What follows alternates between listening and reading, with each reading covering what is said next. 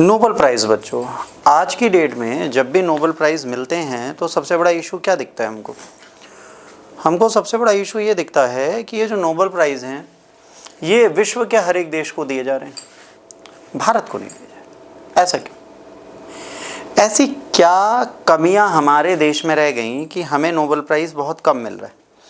क्या ऐसा है कि अंग्रेज के काल के समय पर हमें नोबेल प्राइज़ मिलता था और आज इस नोबेल प्राइज़ का अभाव होता जा रहा है? ये जो नोबेल प्राइज़ है ये हमको क्यों नहीं मिलता? इसमें ऐसी क्या कमी थी कि इसे विश्व मंच पर अब हमें नहीं दिया जा रहा?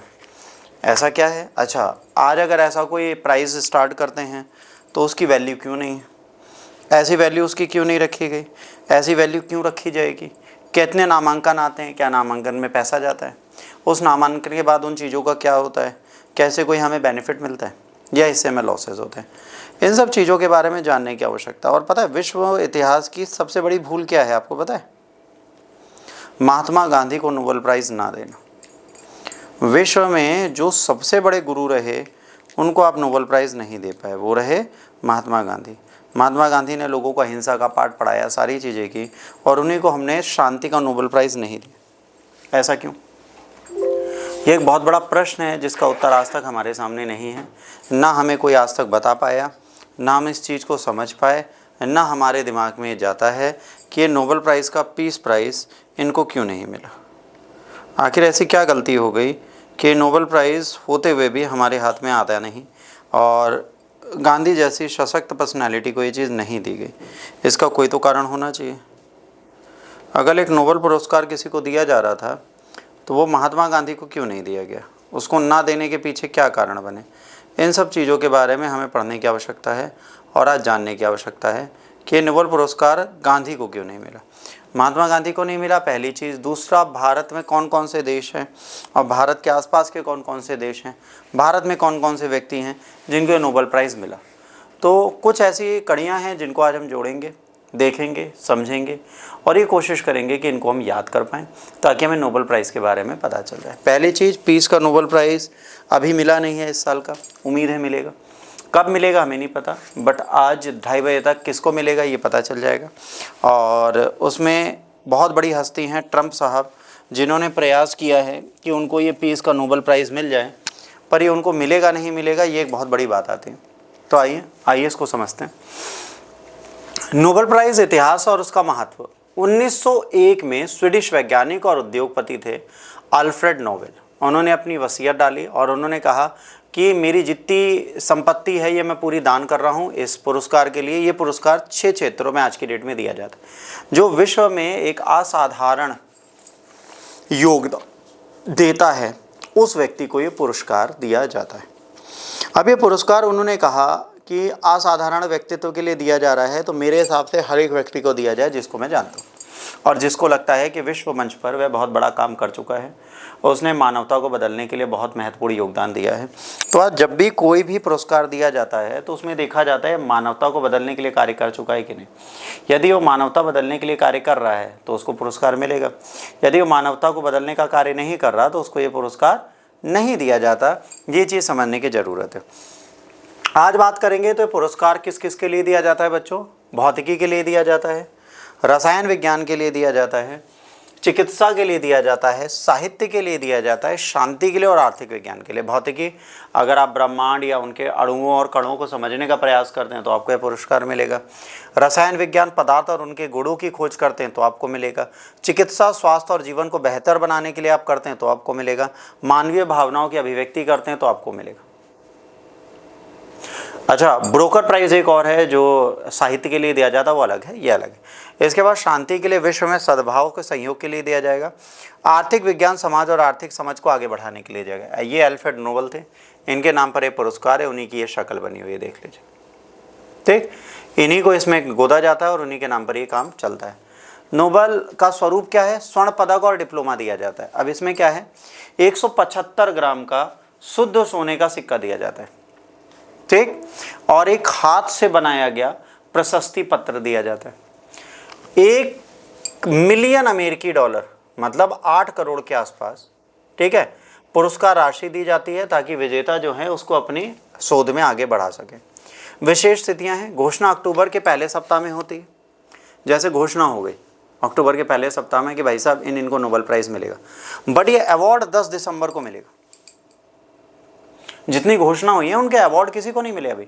वो सारे अवार्ड 10 दिसंबर को दिए जाते हैं, क्योंकि इस दिन अल्फ्रेड नोबेल का जन्म उत्सव मनाया जाता है। 2025 के ताज़ा विजेता कौन है? नोबेल विज्ञान और मानव कल्याण में अभूतपूर्व योगदान दिया उनको मिला है। चिकित्सा का मिला है मैरी ई ब्रॉक, फ्रेड रॉम्सडेल और शिमोनी सागागुची को।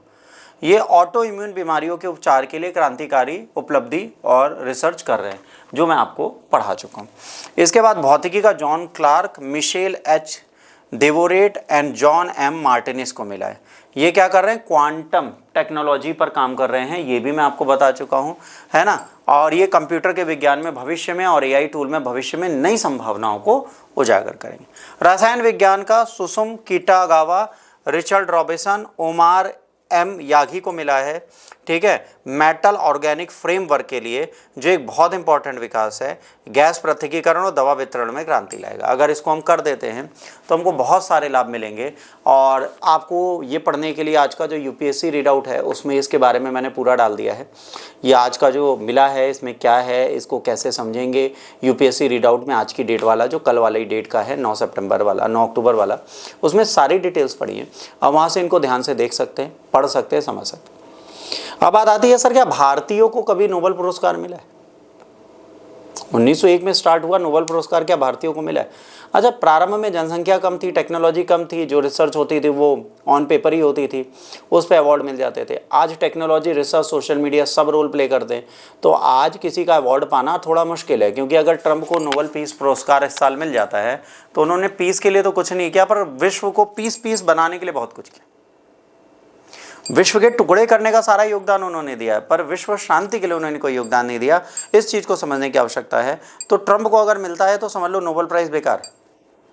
तो 99.99% संभावना इनको नहीं मिलेगा, 2-3 साल बाद शायद मिल जाए। आइए पढ़ते हैं।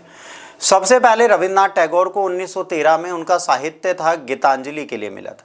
ये पहले एशियाई थे जिन्हें नोबेल पुरस्कार मिला था, और भारतीय साहित्य को विश्व मंच पर ले जाने वाले पहले लेखक ये बने। फिर सीवी रमन को 1930 में रमन इफेक्ट के लिए मिला था। पहले भारतीय वैज्ञानिक थे। प्रकाश के प्रकीर्णन पर उनके कार्य को बहुत सराहा गया था, इसके लिए मिला था। फिर हरगोविंद खुराना को 1968 में मिला था। डीएनए और प्रोटीन संश्लेषण पर उन्होंने कार्य किया था, और इन्होंने क्या किया था, हेरिडेटरी के क्षेत्र में, अनुवांशिकी के क्षेत्र में कौन से रोग होते हैं इसके बारे में बहुत सारी चीज़ें बताई थी। फिर शांति के लिए मदर टेरेसा को 1979 में, कोलकाता में गरीब, बीमारों, असहायों की निस्वार्थ सेवा के लिए, मानवता की सेवा को प्रेरित करने के लिए विश्व जगत पे इनको पुरस्कार मिला था। फिर सुब्रमण्यम चंद्रशेखर को 1983 में तारों की संरचना, जो स्टार्स हैं वो किस प्रकार से बनते हैं, उनका विकास, इसके लिए दिया गया था। इसको बोलते हैं चंद्रशेखर सीमा।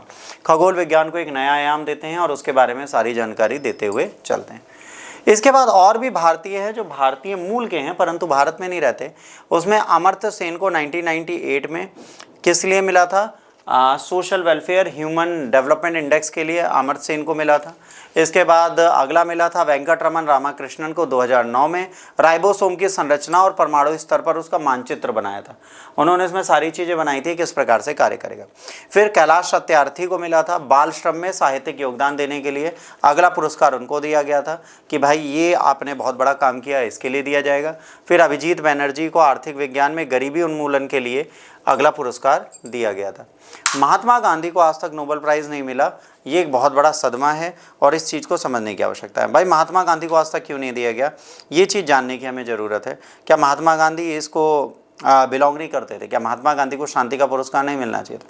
तो कायदे से महात्मा गांधी ने उस समय विश्व मंच पर बहुत ज़्यादा व्यापक बदलाव लाए थे, तो इनको ये पुरस्कार जरूर देना चाहिए था। महात्मा गांधी को नोबेल पुरस्कार ना देना हमारी सबसे बड़ी चूक थी। नॉर्वेजियन नोबेल समिति के लोगों ने ये कई बार बोला। महात्मा गांधी का 5 बार नामांकन किया गया, 1937, 1938, 1939, 1947, 1948, पर उसके बाद भी इनको विश्व मंच पर नोबेल प्राइज़ नहीं दिया गया।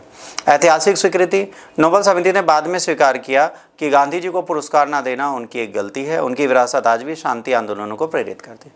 1948 में जिस साल गांधी जी की डेथ हुई थी उस साल नोबेल पुरस्कार नहीं दिया गया। 1948 पहला वर्ष है जिस वर्ष नोबेल पुरस्कार नहीं दिया गया, क्योंकि महात्मा गांधी की मृत्यु के बाद ये उनको एक मौन श्रद्धांजलि थी नोबेल कमेटी के द्वारा। अगर एग्जाम में कभी पूछा जाए कि महात्मा गांधी के को नोबेल नहीं मिला तो उनको क्या ग्रेटिट्यूड दिया, तो उन्होंने ये दिया उनकी मृत्यु के वर्ष में नोबेल प्राइज़ नहीं बांटे गए, क्योंकि 30 जनवरी को निधन हो गया था, अक्टूबर में नोबेल नामांकन होता है, उन्होंने किया ही नहीं। अब आयोजन स्थल नवंबर 2025 में बेंगलोर मुंबई में एक विशेष कार्यक्रम होगा, जहां भारत के प्रमुख वैज्ञानिक, ठीक है, संस्थानों में चर्चा होगी कि नोबेल प्राइज़ हमें क्यों नहीं मिलता। नोबेल विजेता में भारतीय विचारक, युवा वैज्ञानिक, छात्र एक मंच पर विचार विमर्श करेंगे। हम जो भविष्य चाहते हैं उसके लिए आज हमें क्या करना पड़ेगा, रिसर्च एंड डेवलपमेंट पे ध्यान देना पड़ेगा, हमें R&D करनी पड़ेगी। अगर हम उसको ठीक से नहीं करते तो हमें समस्या होगी। हमें एक प्रॉपर R&D करनी पड़ेगी, एक प्रॉपर टीम बिल्ड करनी पड़ेगी जो इन चीज़ों के लिए काम करे। यदि वह इन चीज़ों के लिए काम करता हुआ दिखता है तो शायद हम बेहतर भविष्य और बेहतर इतिहास की परिकल्पना कर सकते हैं।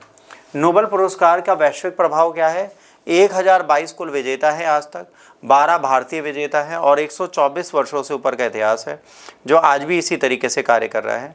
और ये 124 वर्षों के इतिहास में कुछ भी ऐसा नहीं हुआ कि हम उस चीज़ को बहुत ज़्यादा वैल्यू दे पाएँ। तो ये बहुत बड़ा योगदान भी देता है, बहुत बड़े इश्यूज़ भी हमारे लिए क्रिएट करता है। आज अगर भारत का ये इतिहास पूरी तरीके से हमारे लिए कार्य नहीं कर पा रहा, वर्षों का इतिहास हमारे लिए योगदान नहीं दे पा रहा, तो हमारे लिए बहुत बड़ी प्रॉब्लम है। भारतीय संस्कृति ज्ञान की परंपरा को लेकर जाता है, बट आज अगर ये देश नोबेल प्राइज़ नहीं पाता, 140 करोड़ की जनसंख्या रखने वाले देश को अगर नोबेल प्राइज़ नहीं मिल रहा सालों से, तो विज्ञान और प्रौद्योगिकी में कहीं तो हम गलती कर रहे हैं, कहीं तो हमारे नवाचार खराब हो रहे हैं, कहीं तो हम नाम की PhD कर रहे हैं, रेगुलर PhD के कॉन्सेप्ट्स पे नहीं जा रहे, कहीं तो इन समस्याओं को हमें देखना और समझना पड़ेगा। ये सारे इश्यूज़ क्यों हैं, इन सारे इश्यूज़ के क्या कारण हैं, क्या इनको हम रेक्टिफाई नहीं कर सकते, क्या हम इसको नहीं बदल सकते, इस पर हमें सोचना पड़ेगा। क्योंकि अगर भारत अपनी परंपरा को लेकर चलता है तो ठीक है, विज्ञान साहित्य की उत्कृष्टता की तरफ हमें जाना पड़ेगा। नोबेल पुरस्कार मानव की सेवा, नवाचार के लिए दिया जाता है। विश्व स्तर पर भारत अपनी अमिट छाप छोड़ रहा है और निरंतर आगे बढ़ रहा है। अब हमें देखना आने वाले टाइम पे हम इसको आगे बढ़ा पाते हैं कि नहीं पाते। आज हमें ये देखना है कि भारत में कौशल विकास और संरचना के लिए जो कार्य कर रहे हैं वो हमारे लिए वास्तविक विजेता है। उन्हें नोबेल प्राइज़ नहीं मिल रहा, कोई बात नहीं, बट अगर इनको मिलता है तो इसका लाभ किसे मिलेगा? हमको मिलेगा। हमारे मान सम्मान की बढ़ोतरी होगी, उन वैज्ञानिकों को नवाचार के लिए और धनराशि मिलेगी। ये हमारे लिए एक नैतिक कर्म होगा और नैतिक कार्य होगा। तो इसका प्रयास हमको करना पड़ेगा। यदि हम इस प्रयास पे ध्यान देते हैं तो हमें बिल्कुल लाभ होगा। ठीक, तो ये नोबेल प्राइज़ आज हमें नहीं मिला, कोई बात नहीं, ये नवाचार की स्थिति है, कभी कभार हमारे काम आती है, कभी कभार नहीं आती। यहीं पर ये लेक्चर होता है।